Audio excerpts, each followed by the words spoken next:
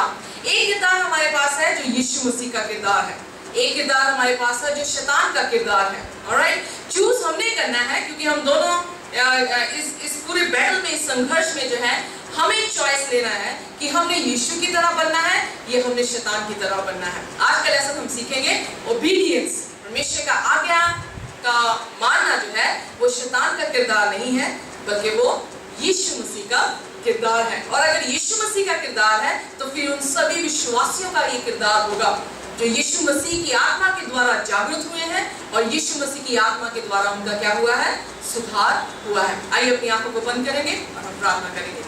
स्वर्गीय पिता, हम आपके बहुत ही शुक्रगुजार हैं इस सब्र के दिन। धन्यवाद करते हैं प्रभु कि आपकी आत्मा हमारे जिस्म में, हमारे जान में, हमारे जहन में प्रभु जी कार्य करती है। हम शुक्र करते हैं प्रभु कि आप हमारे पिता हैं और हम आपके लोग हैं। हमारी प्रार्थना है जब आपके वचन को बांटे, आपका मुकाशवा हम सभी के ऊपर हो और हम तृप्त होकर जाएं। यीशु के नाम से मांगते हैं, आमीन। आइए अपना 5वां पाठ जो है हम सीखेंगे, क्योंकि हम वेबसाइट के जरिए अपना अगला पाठ जो है वो सीख रहे हैं। आज चौथा पाठ सीखना चाहिए, पर हमने ऑलरेडी सीख लिया है। हम 5वें पाठ में जो है आ जा रहे हैं। आइए अपने 5वें पाठ को सीखने के लिए हम अपने याद करने की आयत को देखेंगे, जो कि 2 कुरिन्थियन 10 उसकी 4 से 5 आयत है। 2 कुरिन्थियन उसकी 10 और उसकी 4 से 5। सभी जिनके पास क्वार्टरली है वे इकट्ठे इस कलाम को जो है वो बोलेंगे। क्योंकि हमारी लड़ाई के हथियार शारीरिक नहीं, पर गद्दों को ढा देना परमेश्वर के द्वारा सामर्थी है। सो हम कल्पनाओं को और हर एक ऊंची बात को जो परमेश्वर की पहचान के विरोध में उठती है खंडन करते हैं और हर एक भावना का कैद करके मसीह का आज्ञाकारी बना देते हैं। वाव, कितनी सुंदर जो है ये आयत है। ये आयत जो है इतनी खूबसूरत है कि अगर हम ध्यान दें, हमारी पूरी जिंदगी को जो है वो घेर रही है। हमारी जिंदगियों में क्या है, परेशानी है। हमारी जिंदगियों में जो भी शारीरिक हथियार हमारी जिंदगियों में है, या हम कह सकते हैं हमारे स्ट्रॉन्ग होल्ड्स जो हमें पकड़ के रखते हैं, जंजीरें जो हमें पकड़ के रखती हैं, पाप की जंजीरें, उसके बारे में भी पौलुस यहाँ पर कह रहा है। पौलुस यहाँ पे कह रहा है कि हमारी कल्पनाएं हमें दिखाती हैं कि हमारी चॉइस या हमारा निर्णय जो है वो किस तरफ जाना चाहिए। तो हमारी कल्पनाएं, हर ऊंची बात जो हम सोचते हैं परमेश्वर की पहचान के विरोध में जो उठती हैं, उन सभी को क्या कह रहा है, कैद करके क्या कर लो, बंदी बना लो। और यीशु मसीह की आज्ञा के द्वारा जो है उसे बंदी बना सकते हैं। यानी परमेश्वर की आज्ञा को जब आप मानना शुरू करते हैं तो फिर आप कभी ऐसा हो नहीं सकता कि आप झूठ बोल रहे हैं, कभी ऐसा हो नहीं सकता कि आप व्यभिचार कर दें, कभी ऐसा हो नहीं सकता कि आप परमेश्वर के सब्बत के दिन को जो है अपवित्र ठहराएं। सो इसलिए पौलुस यहाँ पर कह रहा है, क्योंकि हमारी लड़ाई हथियार जो शारीरिक नहीं पर गद्दों का ढा देने के लिए परमेश्वर के द्वारा सामर्थी है। परमेश्वर ही एक ऐसा सामर्थी है जो आपको सामर्थ्य देता है आपकी कल्पनाओं में, आपकी ऊंची सोच में, जो आप परमेश्वर के विरोध में कई बार हम जो है ऊंची सोचें जो है वो रखते हैं। और फिर पौलुस कह रहा है हर एक भावना को कैद करके मसीह का आज्ञाकारी बना देता है। सो आज्ञाकारिता ही आपको इन सभी पापों से क्या करता है, ऊपर उठा देता है। आज्ञा क्या है, परमेश्वर के हुक्म क्या है, परमेश्वर के हुक्म आपके लिए एक ऐसी हेज है कि आप जैसे शिमला की वादियों में होकर जाएं, जैसे सिमरन जो है वो आए हैं, तो क्या है वहां पे हेज बनी होती है ताकि आप खाई में जो है वो गिरे नहीं। सो वो 10 हुक्म हमारे लिए ऐसी हदें हैं जो हमें खाई से गिरने से जो बचाती हैं। सो यहाँ पर बाइबल हमें ये बताती है कि परमेश्वर की आज्ञा ही आपको हर एक पाप से जो है वो आजाद कर सकती है। इसीलिए आज्ञा के बारे में आज जो हम सीख रहे हैं, हमारा रविवार का जो लेसन है वो है बदला जीवन। जो हमारा बदल गया जीवन, उसके बारे में आज हम सीखेंगे। आइए देखें, हमारी पढ़ने की आयत जो है वो मत्ती उसका 26 69 to 74 जो है हम इसको पढ़ेंगे। आप बाइबल निकाल के रखें। मत्ती उसका 26 उसके 69 से 74 आए। पर इससे पहले मैं इसको पढ़वाऊं, आइए हम ध्यान दें कौन सा ऐसा जीवन है जिसे हम कहते हैं कि वो बदला हुआ जीवन है, और उसके बदल जाने पर क्या अंतर आया, इसके बारे में आज हम चर्चा करेंगे। क्या आपके जीवन में जब आप पाप में थे और फिर जब यीशु मसीह को अपनाया तो कोई अंतर है? राइट, हमारा अंतर है। ऑलराइट, जैसे किसी ने कहा मैं पहले जो है शराब पीता था, अब मैं शराब नहीं पीता जब से मैंने यीशु को जाना है। मैं पहले झूठ बोलता था, अब मैं झूठ नहीं बोलता जब से मैंने यीशु को जाना है। गीत है, इंग्लिश हिम है, बहुत ही खूबसूरत है। उसमें यही उसने बताने की कोशिश किया कि मेरा अब जीवन वैसा नहीं है। जब हम यीशु मसीह में जन्म लेते हैं तो हम बदले हुए मनुष्य बन जाते हैं। इसीलिए यीशु मसीह के वचनों में पौलुस कहता है जो मसीह में है वो क्या है? नई सृष्टि है। सो वो पाप वाली सृष्टि नहीं, बल्कि वो नए जन्मे हुए इंसान के मानिंद जो है वो सृष्टि है। इसीलिए निकोदेमुस को यीशु मसीह ने कहा जो जल और आत्मा से बपतिस्मा ले वो नया जीवन पाएगा। सो नया जीवन हम जल और आत्मा से पाते हैं। सो जब हम जल और आत्मा से बपतिस्मा ले लेते हैं, नया जीवन हमारे बीच में आता है, तो फिर अंतर जो है वो नजर आता है। आइए पतरस की जिंदगी में देखेंगे। क्या पतरस की जिंदगी अभी इस समय जो हम पढ़ने जा रहे हैं वो पतरस की जिंदगी उसके तब्दील होने से पहले है, ट्रांसफॉर्म होने से पहले है। जब यीशु मसीह क्रूस पर नहीं मरा था और मरने वाला ही था, उस घड़ियों में जब यीशु मसीह को वो एक्सिक्यूट कर रहे थे, उन्हें सता रहे थे, तब पतरस किस तरह से था और फिर बाद में पतरस कैसे हुआ। आइए देखिए मत्ती उसका 26 उसकी 69 वर्स। और पतरस बाहर आंगन में बैठा हुआ था कि एक लौंडी ने उसके पास आकर उससे कहा तू भी यीशु गलील के साथ था। उसने सबके सामने ये कहकर इनकार किया और कहा मैं नहीं जानता कि क्या कह रही है। जब वह बाहर डेवड़ी में चला गया तो दूसरी ने देखकर उससे जो वहां थे कहा ये भी तो यीशु नासरी के साथ था। उसने शपथ खाई, अंडरलाइन दिस वर्ड, शपथ खाकर फिर इनकार किया कि मैं उस मनुष्य को नहीं जानता। थोड़ी देर के बाद वे वहां खड़े थे। उन्होंने पतरस के पास आकर उससे कहा सचमुच तू भी उनमें से एक है, क्योंकि तेरी बोली तेरा भेद खोल देती है। वह धिक्कार देने और शपथ खाने लगा कि मैं उस मनुष्य को नहीं जानता, और तुरंत मुर्ग ने बांग दी। आप देखते हैं यहाँ पे पतरस ने सबसे पहले वो जो है प्रभु यीशु मसीह का इनकार जो है वो शब्दों से कर रहा है। उसके बाद उसने शपथ खाई कि मैं यीशु मसीह को जानता नहीं। तीसरी बार वो अपने आप को लानत देके कह रहा है लानत पड़े मुझ पे, मैं शपथ खाता हूँ मैं यीशु को जानता ही नहीं है। आप कंट्रास्ट देखेंगे कि पतरस जब अभी पवित्र आत्मा से भरा नहीं था, उसका हियाव एकदम जो है वो शून्य था। वो इतना डर गया जब उसने देखा वही था ऐसा चेला जो यीशु मसीह को कह रहा था प्रभु अगर तुझे तेरे सामने मौत खड़ी हो तो मैं तेरे साथ मर जाऊंगा। और यीशु मसीह ने कहा पतरस मैंने तेरे लिए प्रार्थना की है। उसने कहा प्रभु फिर कह रहा है नहीं प्रभु मैं तेरे साथ जो हूँ वो खड़ा रहूंगा। तो यीशु मसीह ने फिर आखिरकार से कहना ही पड़ा यीशु को कि मुर्ग के बाल देने से पहले तू मेरा 3 बार इनकार करेगा। अब ये दृश्य आ चुका जब यीशु मसीह वहां पर उस महल के सामने जो है, पिलातुस के सामने जो है, या अननिया के सामने जो है उसका एग्जीक्यूशन हो रहा है। तो पतरस यहाँ पर शपथ खा रहा है, धिक्कार रहा है अपने आप को और कह रहा है कि मैं इस मनुष्य को जानता नहीं। अगर यूहन्ना उसका 21 उसकी 15 से 19 देखें, पुनरुत्थान के बाद पतरस की प्रतिक्रिया, उसके बाद जो है पतरस कैसा हुआ। भोजन करने के बाद यीशु ने शमौन पतरस से कहा हे शमौन यूहन्ना के पुत्र, क्या तू इनसे बढ़कर मुझसे प्रेम रखता है।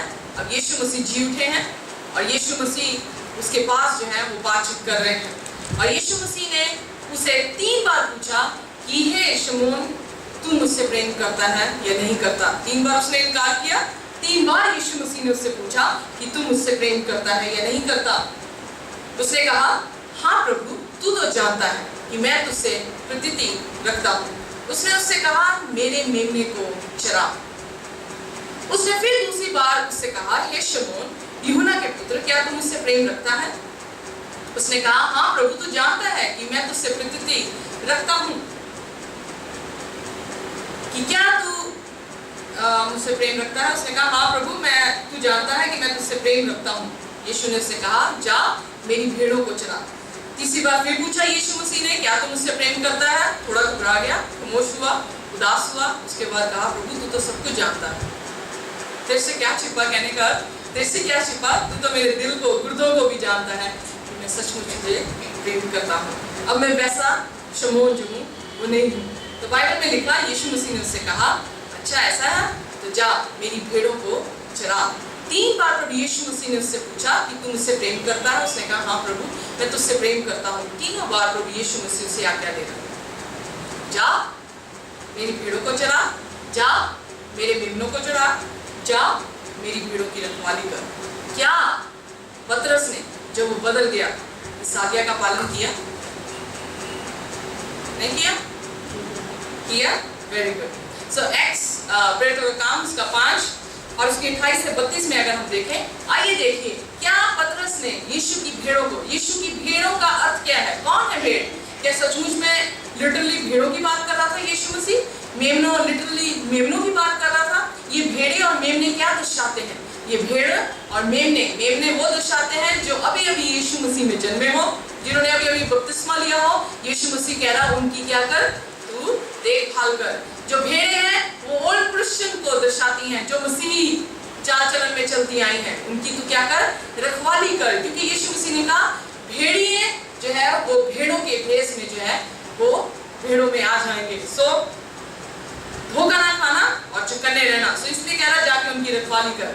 पतरस ने जब पेंतिकोस्त का दिन आया, जब पवित्र आत्मा से वो भरा, उसका पहला काम ये हुआ, आत्मा आपको परमेश्वर की आज्ञा से अलग नहीं करेगी। आत्मा आपको परमेश्वर की आज्ञा मानने को जो है वो कहेगी और उसकी सामर्थ आपको देगी।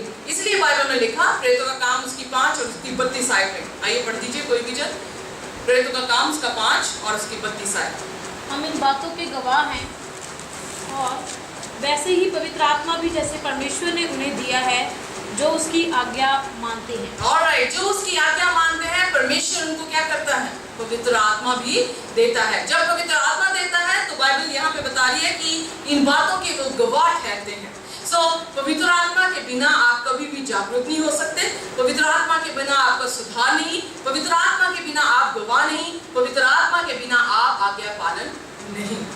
ऑलराइट, सो बिना पवित्र आत्मा के, तो जैसे मैंने ऑलरेडी आपको सिखाया, कभी ये मत सोचिए कि आप अन्य भाषा बोलेंगे। बहुत सारे लोग ये विश्वास करते हैं अन्य भाषा बोलेंगे यही बताएगा कि हम पवित्र आत्मा रखते हैं या नहीं। कुछ लोग ये सोचते हैं कि हम दर्शन देखेंगे तभी हम जानेंगे कि यीशु का आत्मा हम में है या नहीं। बिल्कुल नहीं। बाइबल ये बताती है कि पवित्र आत्मा दर्शन जरूर देगा आपको, पवित्र आत्मा अन्य भाषा भी आपको देगा, पर अन्य भाषा तभी दी जाती थी बाइबल में, जब भी हमने पढ़ा अन्य भाषाएं तभी दी गई जब उनकी भाषाओं में उन्हें प्रचार करना पड़ा। सो परमेश्वर ने उन्हें उनकी भाषा में प्रचार करने के लिए उनकी भाषा दी। इसलिए पौलुस ने पहला कुरिन्थियों 4 अध्याय में कहा कि अगर तुम्हारे बीच में कोई अन्य भाषा बोले और उसका अनुवाद करने वाला कोई ना हो तो अपनी जुबान को क्या करो? खामोश रखना, क्योंकि कलीसिया में गड़बड़ी का आत्मा जो है वो कार्य नहीं करना चाहिए। क्योंकि जो अन्य जाति वाला इंसान भी आएगा वो भी तुम्हारी बाबा को सुन के जो है वो डर कर भाग जाएगा। सो इसलिए कहता है जब तक अनुवाद करने वाला तुम्हारी भाषा का ना हो तब तक अन्य भाषा का प्रयोग कलीसिया में मत करना। सो इसलिए बाइबल बताती है कि अन्य भाषा का वरदान परमेश्वर देता है, दर्शनों का भी देता है, भविष्यवाणी का भी देता है, पर इन तीनों चीजों को रखने वालों का चिन्ह या फल देखने को अगर मिले तो क्या फल होना चाहिए? बाइबल में लिखा, यशाया उसकी 8 उसकी 20 में लिखा, to the law and to the testimony, if they don't talk about it, they don't have any light. Okay? अगर व्यवस्था के बारे में और भविष्यवाणी, टेस्टिमनी मतलब यीशु की गवाही ना देते हो तो उनमें कोई भी रोशनी नहीं। अगर वो व्यवस्था का पालन ना करते हो तो फिर उनमें कोई भी रोशनी नहीं। सो व्यवस्था का पालन करना ही एक ऐसा बढ़िया चिन्ह है जो ये बताता है आपके लिए भी मेरे लिए भी। मैं अपने आप को नापती हूँ, मैं इसी तरह से नापती हूँ। क्या मैं आज्ञा दी? जब उसे आज्ञा दी, आइए देखिए उसने क्या आज्ञा का पालन किया। प्रेरितों का काम उसका 5 उसकी 28 में लिखा, क्या हमने तुम्हें चिताकर आज्ञा ना दी थी कि तू इस नाम से उपदेश ना करना? तो भी देखो तुमने सारी यरूशलेम को अपने उपदेश से भर दिया है और ये व्यक्ति का लहू हमारी गर्दन में लाना चाहते हो।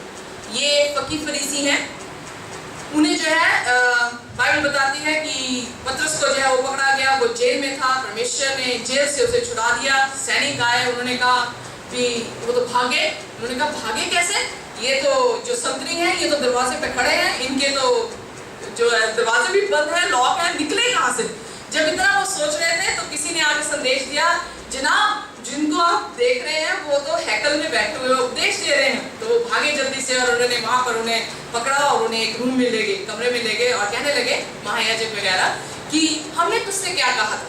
यही वर्ष है 28 वर्ष, हमने तुम्हें चिताकर आज्ञा ना दी थी कि तुम इस नाम का उपदेश ना देना, इस व्यक्ति का लहू हमारी गर्दन पर तुम लाना चाहते हो।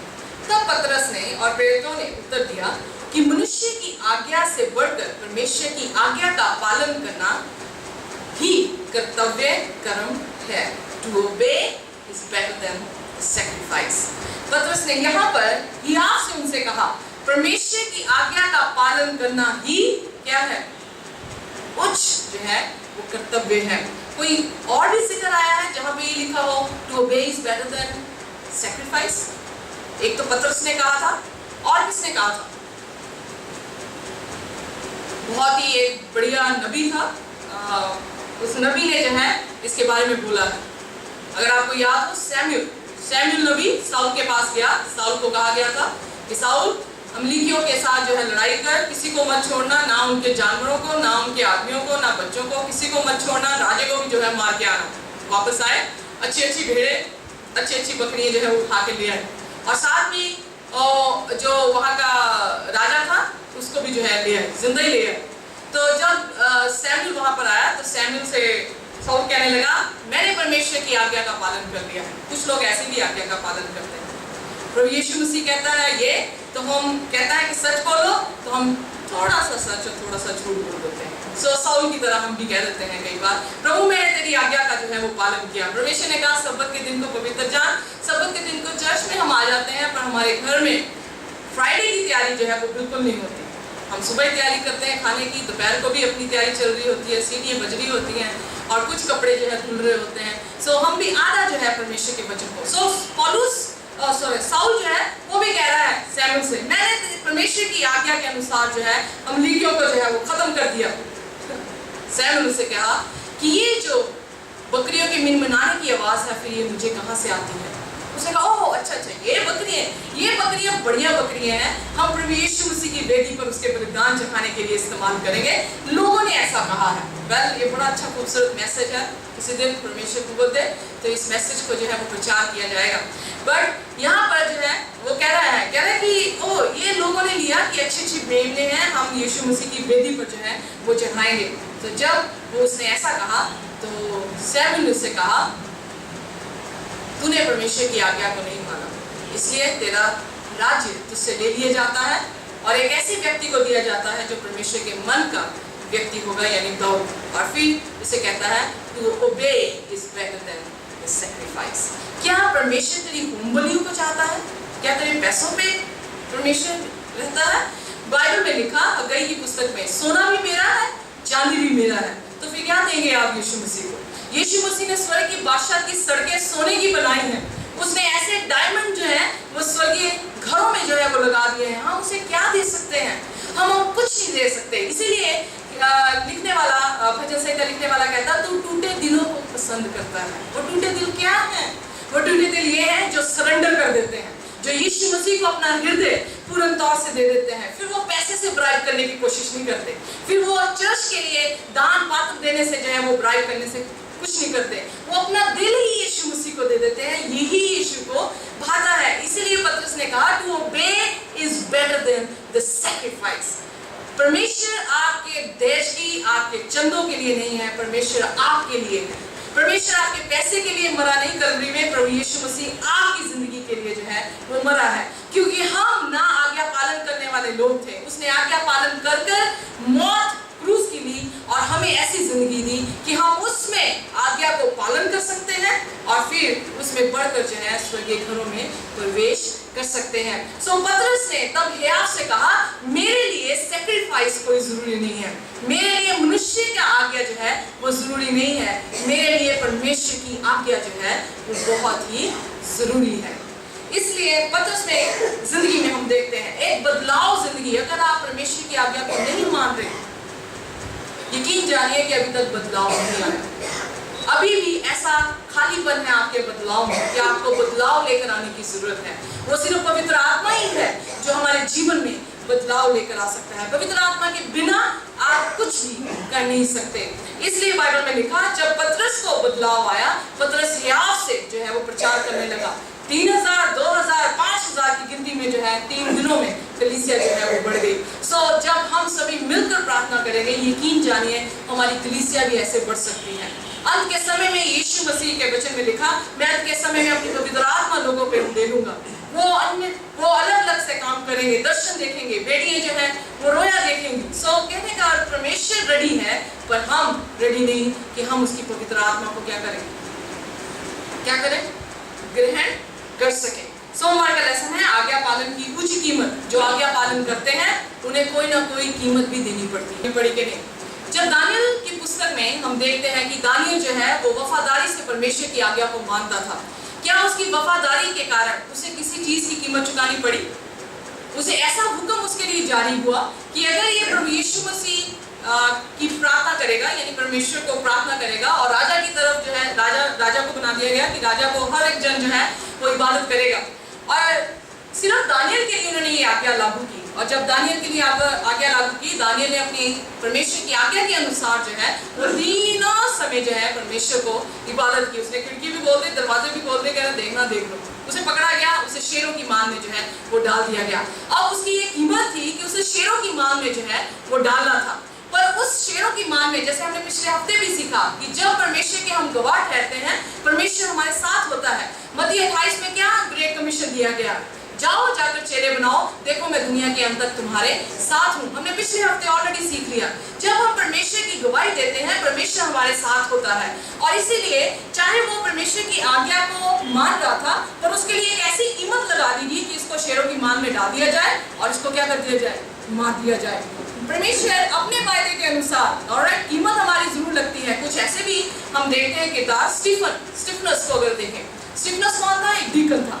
डीकन पवित्र आत्मा से भरा था। अगर आप 7 अध्याय प्रेरितों का काम पढ़ेंगे जाके, आपको पता लगेगा स्टीफनस पवित्र आत्मा से भरा हुआ था और वो परमेश्वर की गवाही जो है वो दे रहा था, परमेश्वर के कलाम को जो है वो सुना रहा था। उसकी गवाही एक्सेप्ट नहीं की गई, उसे पथरवा करके जो है उसे क्या कर दिया गया, मार दिया गया। मरने से पहले भी जो है वो क्या, जैसे यीशु मसीह ने क्रूस में शब्द बोले, मरने से पहले उसने क्रूस में जो है वो शब्द बोले, पिता इन्हें माफ कर, क्योंकि ये जानते नहीं कि ये क्या करते हैं। कई बार परमेश्वर आपकी आज्ञा मानने पर जो सजा आप पर लागू होती है उससे आपको बचा लेता है, पर कई बार आपको उस आग को आग में से भी निकल कर जाना पड़ता है, शेर की मान में भी डाला जाता है और शेर आपको खा जाते हैं, और इन सभी चीजों से भी जो गुजरते हैं। और उसकी क्या टेस्टिमनी है? उसने कहा तुम्हारे पीछे, ये गॉस्पेल के पीछे मैंने चाबुक खाए, गॉस्पेल के पीछे मैं प्रिजन में यानी जेलों में भी गया, गॉस्पेल के पीछे लोगों ने मुझे धिक्कारा, मुझे धक्के मार कर जो है वो बाहर निकाल दिया। क्यों? क्योंकि उन्होंने परमेश्वर की आज्ञा को जो है माना। 666 इस धरती पर जब आएगा, वो लोग क्या करेंगे? उन लोगों के लिए जो सबत के दिन को पवित्र जानेंगे, प्यार करेंगे? नो, बाइबल बताती है कि जो यीशु मसीह की आज्ञाओं को रखेंगे, उसकी गवाही को रखेंगे, लोग और शैतान भी, प्रकाशित वाक्य 12 अध्याय में लिखा, शैतान स्त्री और स्त्री के जितने भी बच्चे हैं उनसे क्या हुआ? खफा हुआ, गुस्सा हुआ। किससे? जिन्होंने परमेश्वर की आज्ञा को रखा और परमेश्वर की, प्रभु यीशु मसीह की गवाही को जो है वो रखा। जब हम आज्ञा मानते हैं, हमें उसकी कीमत जो है चुकानी पड़ती है। उसकी कीमत टेम्पररी ये है कि शायद आपको लोग शेरों की मान में फेंक दे, शायद आपको गन के साथ जो है उड़ा दे। वो मिशनरी जो उड़ीसा में मारा गया, उस गाड़ी में जो उसे मारा गया, क्यों मारा गया? सिर्फ इसी कारण कि वो यीशु मसीह का साक्षी था, इसी कारण कि वो यीशु मसीह का गवाह था, इसलिए उसे जला दिया पड़ेगी। अंत के समय में मैं तभी आपसे कहती हूँ, तभी मैं आपसे हमेशा कहती हूँ, प्रार्थना करते रहें कि प्रभु अंत के समय में जब तेरे नाम के बारे में मुझे अंगीकार करना पड़े तो मैं अपने विश्वास से कभी न गिरूं, मैं उस विश्वास के लिए मौत भी क्यों ना खड़ी हो जाए। I tell you, it's not a joke. ये मजाक नहीं है कि आपके सामने गन रख दी जाए और आपको कहो यीशु को या मौत को, और आप आराम से कहते हैं कि यीशु मसीह को। नो, अगर आज आप आज्ञा पालन से यीशु मसीह नहीं कह सकते तो आप उस समय मौत के सामने हम कैसे कहेंगे कि यीशु मसीह को मैं अपनाता हूँ, मौत को मैं लेता हूँ। Alright, it's not a joke, ये बिल्कुल मजाक नहीं है। अभी आप परमेश्वर की आज्ञा में बढ़ेंगे। इसी बात, जैसे दानियल ने, अगर पहली उसकी टेम्पटेशन में वो कहता हो कि अब तो हमारा मंदिर भी जल गया, माँ बाप भी मर गए, यिर्मयाह भी हमसे जुदा हो गया, अब क्या करें, चलो जैसे राजा कहता है वैसे ही करते हैं। अगर वो पहली बार ऐसे कह देता, शेरों की मान तक कहानी जानी ही नहीं थी। वो भविष्यवाणी उसके द्वारा आनी ही नहीं थी। पर उसने पहली टेम्पटेशन में जब स्ट्रॉन्ग स्टैंड लिया तो सेकंड टेम्पटेशन में उसे कोई विपत्ति नहीं पड़ी, क्योंकि वो 80 साल बीत चुके थे कि वो यीशु के साथ साथ जो है वो चलता रहा। और जब यीशु के साथ साथ चलता रहा, इसीलिए वो जो है मजबूत गढ़ यीशु मसीह में जो है वो हो गया। और शेरों की मार में भी उसे डर नहीं लगा। फिकवाया गया, स्वर्गीय दूत वहां पर आके खड़ा हो गया। भूखे शेर सो गए ऐसे जैसे उनका पेट भरा हो, उठा ऊपर बाहर निकला मान में से, उसके दुश्मनों को गिराया गया। बाइबल में लिखा है एक भी जन धरती पर नहीं गिरा, शेरों ने हवा में उन्हें खत्म कर दिया। Can you imagine? God is powerful, परमेश्वर पावरफुल है बनिस्बत कि हम उसके साथ खड़े होते हैं या नहीं होते हैं। इसीलिए मंगलवार का लेसन कहता है जब पवित्र आत्मा चुकाता है, जब आपको पवित्र आत्मा चुकाए, सरप्राइज करे, तो फिर कैसा लगता है?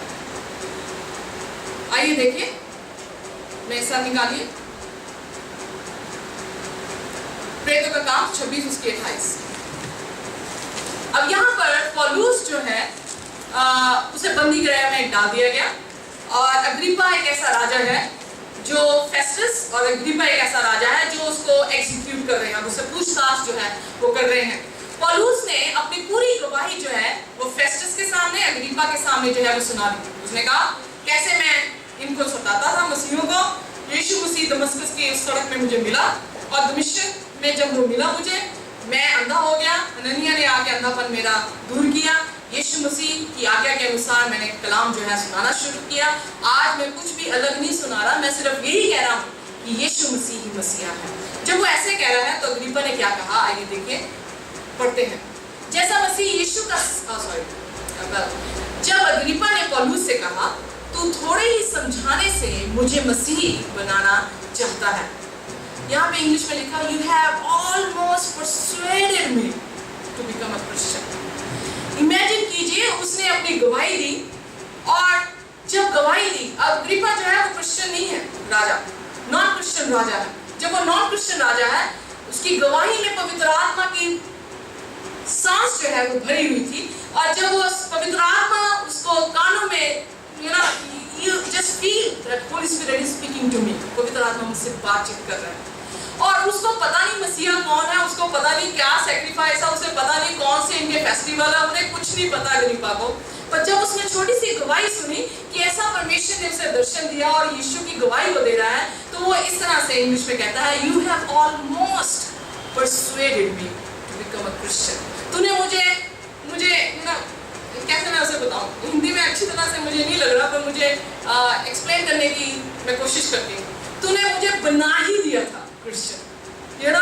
जब पवित्र आत्मा से भरा हुआ इंसान गवाही देता है, तो वो आत्मा से भरे हुए वचन जो है लोगों के दिल को जो है वो छूते हैं, चाहे वो अन्य जाति का इंसान ही क्यों ना हो, चाहे वो आपके धर्म की ABC जाने चाहे ना जाने।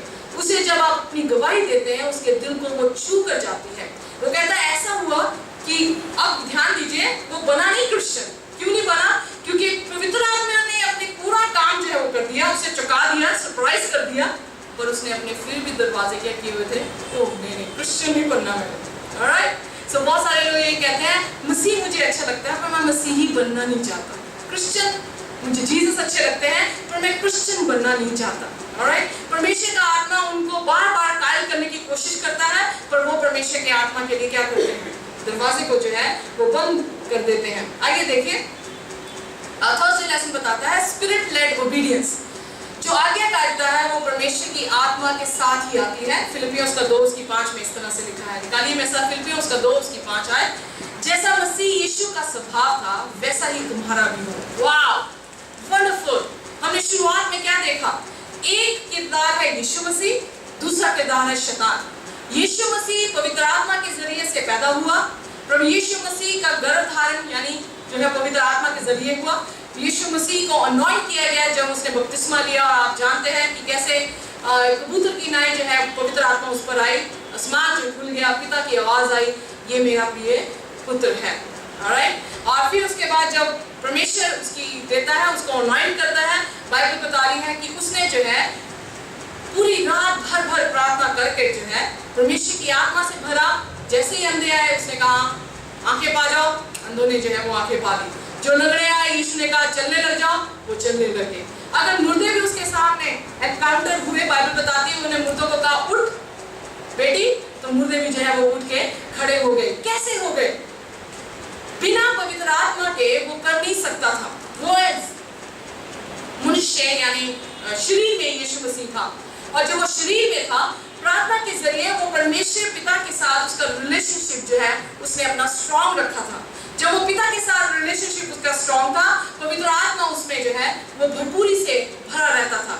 और इसीलिए यहाँ पे पौलुस कहता है जैसा मसीह यीशु का स्वभाव था वैसे ही तुम्हारा भी स्वभाव हो जाए।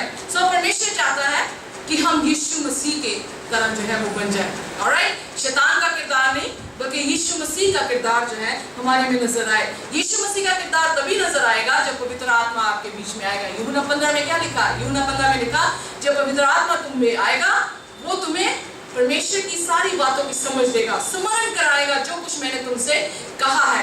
पतरस, पौलुस, यूहन्ना, थोमा, इससे पहले यीशु मसीह मरता, उनका कैरेक्टर डिफरेंट था, पर जब पवित्र आत्मा उन पर आई उन्होंने सब कुछ वो समझा जो यीशु मसीह उन्हें कहना चाहता था। यीशु मसीह की हर बात उन्हें समझ आने लगी। अगर आप देखें प्रेरितों का काम पुणे में जब वो प्रचार कर रहे हैं, ऐसे ऐसे भेद की बातें जो है वो उन्हें पुराने नियम से निकाल कर उनके हाथों में जो है वो दे रहे हैं। सुनो ये ऐसा क्यों कहा गया था, सुनो क्यों नबी ने ऐसा कहा था, यीशु मसीह के बारे में ऐसा जो है वो बोला गया था, वो हमारे लिए मरेगा और तीसरे दिन जो है वो जी उठेगा। इसलिए जैसा मसीह यीशु का स्वभाव था वैसे ही तुम्हारा हो। यीशु मसीह का स्वभाव था प्रार्थना करने का, पौलुस कहता तुम्हारा भी स्वभाव वैसा ही हो। यीशु मसीह वचन को जानता था, पौलुस कहता तुम भी वचन को जानो। यीशु मसीह गवाह था, गवाही देता था, इसलिए पौलुस कह रहा है यहाँ पे कि तुम भी यीशु मसीह का स्वभाव रखो कि गवाही जो है वो दो। फिर बाइबल बताती है कि यीशु मसीह का स्वभाव ये था कि वो पिता की मर्जी को पूरा करने के लिए आया था। क्या हमारी जिंदगी में ये हमारा स्वभाव है कि हम यीशु की मर्जी को पूरा करने के लिए आए? बाइबल बताती है, आगे देखते, जिसने परमेश्वर के स्वरूप में होकर भी परमेश्वर के तुल्य होने के को अपने वश में रखने की वस्तु ना समझा, वरन अपने आप को ऐसा शून्य कर दिया कि दास का स्वरूप धारण कर लिया, मनुष्य की समानता में हो गया, मनुष्य के रूप में प्रकट होकर अपने आप को दीन किया, यहाँ तक आज्ञाकारी रहा कि मृत्यु, हाँ क्रूस की मृत्यु भी उसने सह ली। बाइबल में लिखा कि उसने अपने आप को दास बना लिया। पौलुस कह रहा है रोमियो उसका 6 अध्याय में कहता, या तो तुम जिंदगी के दास हो, जिसको तुम मानते हो उसके तुम दास हो, या तुम जिंदगी के दास हो या तुम मौत के जो हो वो दास हो। जिसकी आप आज्ञा मानते हो आप उसके दास बन जाते हो। यीशु मसीह ने अपने आप को दास बनाया, किसका? परमेश्वर पिता का जो है वो दास बना लिया, क्योंकि उसने उसकी मर्जी को पूरी किया। वो कटोरा भी जब उसके सामने आया उसने कहा पिता हो सके तो ये कटोरा मुझसे टल जाए, पर मेरी मर्जी नहीं बल्कि तेरी मर्जी जो है वो पूरी हो। जब हम प्रभु यीशु मसीह की मर्जी को पूरा करते हैं, यकीन जानिए आपका स्वभाव यीशु मसीह की माने जो है वो हो जाता है। जो पौलुस ने कहा तुम्हारा स्वभाव हो, वैसा ही स्वभाव जो है आपका हो जाता है। मनुष्य के रूप में कह रहा है कि उसने इतनी आज्ञाकारिता रखी, इतना आज्ञा का पालन किया कि क्रूस की मौत भी उसके सामने आई, उसने उसको भी जो है वो ले लिया। यीशु मसीह ने आपको मरने के लिए नहीं कहा। रोमियो 12 में लिखा, मुझे तुम्हारा जीवित बलिदान चाहिए। ऑलराइट, प्रभु यीशु मसीह हमारा जीवित बलिदान, जब तक हम जिंदा हैं तब आज्ञाकारिता चाहता है, मरने के बाद आपकी आज्ञाकारिता नहीं चाहता। बाइबल में लिखा मरने के बाद कोई स्मरण भी नहीं, मरने के बाद कुछ नहीं, अस्तित्व खत्म हो जाता है। जब तक आप जीवित हैं तब तक आप प्रभु यीशु मसीह की आज्ञा का जो है वो पालन कर सकते हैं। रोमियो 1:5 में लिखा, जिसके द्वारा हमें अनुग्रह प्रेरिताई मिली कि उसके नाम के कारण सब जातियों के लोग विश्वास करके उसकी माने। क्यों प्रेरिताई मिली उसे? ताकि वो लोगों को ये सिखाए कि उसकी आज्ञा मानो, विश्वास करो उसकी आज्ञा को। इसीलिए बताया गया विश्वास क्या है? विश्वास बिना कार्य मुर्दा है। जब हम विश्वास कहते हैं कि हमें विश्वास है शब्द का, अगर हम शब्द की पालना नहीं करते पूर्ण तौर से तो वो विश्वास ही नहीं, वो मुर्दा विश्वास है। हमारा विश्वास हमारे कार्य से जो है वो नजर आता है। रोमियो 2:8 में लिखा, जो विवादी है, विवादी मतलब सेल्फ सीकिंग, जो अपने आप को जो है वो देखते हैं और सत्य को नहीं मानते, वे अधर्म को मानते हैं, उन पर क्रोध और क्रोध पड़ेगा। जो परमेश्वर की आज्ञा को नहीं मानते, परमेश्वर उनका न्याय जो है वो करेगा। अब जैसे मैंने आपको बताया साउल की कहानी लड़ाई करनी थी, जब अमलेकियों के साथ लड़ाई की, बाइबल बताया उसने वैसा ही किया जो उसे करना नहीं चाहिए। परमेश्वर ने कहा था कुछ ना लेकर आना, वो सारी भेड़ बकरियों को जो अच्छी अच्छी वाली थी ले आया। कहता कि मैं इन्हें वेदी पे चढ़ाऊंगा। ये लोग इसलिए लेकर आए हैं। वो लोगों पे जो है अपना पाप थोपने लगा। जब लोगों पे पाप थोपने लगा, सैमुअल जानता था पाप इसका है, ये लोगों पे डाल रहा है। उसने फिर उससे कहा कि तूने पाप किया। उसने कहा नहीं, ये लोगों ने मुझे ऐसा करने को कहा। फिर बाइबल क्या बताती है, जो परमेश्वर की आज्ञा को नहीं मानता, I'm telling you, अगर परमेश्वर हमें बार बार कहता है, वो ऐसा पाप बन जाता है जो पवित्र आत्मा के खिलाफ होता है। क्योंकि जितनी बार आप इनकार करते हैं उसकी आज्ञा मानने को, उतनी बार आपका दिल कठोर पे कठोर जो है वो होता रहता है। जब कठोर हो जाता है, फिर पवित्र आत्मा जितना आपको बोले आप सुनते नहीं है। एक शराबी जितना कहते जाओ वो शराब को छोड़ता नहीं है, और फिर एक दिन ऐसा आता है कि वो ऐसी शराब में मर जाता है। पवित्र आत्मा का पाप यही है, जब आप परमेश्वर की आत्मा की आवाज को नहीं सुनते, और सुनते ना होते हुए कठोर इतने हो जाते हैं कि फिर आप पाप में ही मर जाते हैं। सो जब साउल ने ऐसा किया, साउल को अब फाइन कर दिया गया। Now you are no more king, you will be no more king, अब तुम राजा नहीं रहेगा। बाइबल बताती है सचमुच में उसने इसके बावजूद भी अपने कैरेक्टर को बदला लिया। मूसा का ध्यान दीजिए, मूसा ने पाप किया। उसने दूसरी बार जब पत्थर पे छड़ी मारी, उसने 2 बार छड़ी मार दी। प्रभु यीशु मसीह ने कहा अब तू कनान देश में जाएगा नहीं। पर उसका रवैया डिफरेंट था साउल से। साउल का रवैया वैसा ही कठोर रहा, पर मूसा का रवैया कैसा था? उसने इतना पश्चाताप किया। व्यवस्था विवरण जब लिखी गई तो बाइबल बताती है कि उसने दोबारा इस्राएली कौम से कहा, प्लीज परमेश्वर की आज्ञा को मानो, क्योंकि सारी आशीषें तुम्हें मिल जाएगी। अगर तुम आज्ञा को नहीं मानोगे, तुम्हारे पे लानतें जो है वो आ जाएंगी। सो पूरी व्यवस्था विवरण उसने इस पे लिख दी, परमेश्वर की आज्ञा को मानो। और उसके इस रवैये के कारण प्रभु यीशु मसीह मर गया नीबो पहाड़ में। पर फिर यहूदा की पुस्तक उसका 9वां वचन में लिखा कि मिकाएल आया और उसने उसकी लोथ को जिलाया और उसे स्वर्ग की बादशाह में ले गया। वाह, वंडरफुल। कह सकते हैं आमीन, हालेलुया। और साउल अपनी ढिठाई में रहा, उसने अपने आप को बदलाव करने की कोशिश नहीं की, अपनी ढिठाई में रहा। और बाइबल बताती है कि एक समय ऐसा आया कि जादूगरनी के पास गया, फाइनल गॉड अपने आप ही अपने चाबुक मारा और वहीं पे मर गया। क्या वो स्वर्ग की बादशाह में होगा? माय डियर फ्रेंड्स, मेरे दोस्तों, मेरे भाइयों, मेरी बहनों, ओबे द लॉर्ड। प्रभु यीशु मसीह को, उसकी आज्ञा को मानना ही जीवन है। अगर हम यीशु की आज्ञा को नहीं मान रहे, पवित्र आत्मा हमारे बीच में कार्य नहीं कर सकता। प्रभु, मैं एग्जाम्पल दे रही हूँ अपने बच्चों को। मेरे बच्चे 2 हैं, पर जो मेरी आज्ञा को मानता है वो बच्चा मेरे दिल का बच्चा है। इसीलिए दाऊद को कहा यीशु मसीह ने मेरे दिल का आदमी है। ये नहीं कि वो पापी था। कई लोग ये सोचते हैं उसने तो पाप कर दिया, ये क्यों दिल का आदमी है। एक पाप के पीछे आप किसी की हिस्ट्री इस तरह से नहीं लिख सकते कि ये पापी है, ऑलराइट। पर वो दिल का आदमी इसलिए था कि हमेशा प्रभु की तारीफ करता था। जैसा प्रभु कहता था, वो हमेशा कुछ भी करने से पहले प्रभु से पूछता था, प्रभु मुझे बता क्या मैं ये जंग जीत पाऊंगा, क्या मैं जंग के लिए जाऊं या ना जाऊं। प्रभु उसे बताता था जा, और फिर वो आज्ञा के अनुसार जाता था। सो इसलिए वो यीशु मसीह का दिल का आदमी जो है बन गया। आइए हम भी बन सकते हैं। इट्स नॉट हार्ड, ये कोई मुश्किल बात नहीं है। जैसे आप अपने बाप, अपनी माँ के दिल के बच्चे हैं ना, आप यीशु मसीह के भी दिल के बच्चे बन सकते हैं। सिर्फ एक बात है, आइए हम बच्चे की माने यीशु मसीह के पास आए। जैसे बच्चे को जहाँ चलाएं वहीं पे वो चल देता है, उसी तरह से जैसे यीशु आपको लीड कर रहा है वचन के जरिए से, वैसे ही आप चलते जाएं। यीशु आपको इतनी आशीष देगा कि आप स्वर्ग की बादशाह में उस ताज को पहनेंगे जिस ताज के लिए आज सारी दुनिया भाग रही है। तो कह रहा बुलाए गए बहुत है, पर चुने हुए कम है। हम चुने हुए में से हो सके। यीशु आपको आशीष कर दे। अगले हफ्ते हम सीखेंगे कैसे कन्फेशन, हमारा अंगीकार करना, पापों से तौबा करना प्रभु यीशु मसीह को भाता है, और कैसे हमारी जिंदगी में फलवंत होता है। ये अपने सिर को झुकाएंगे।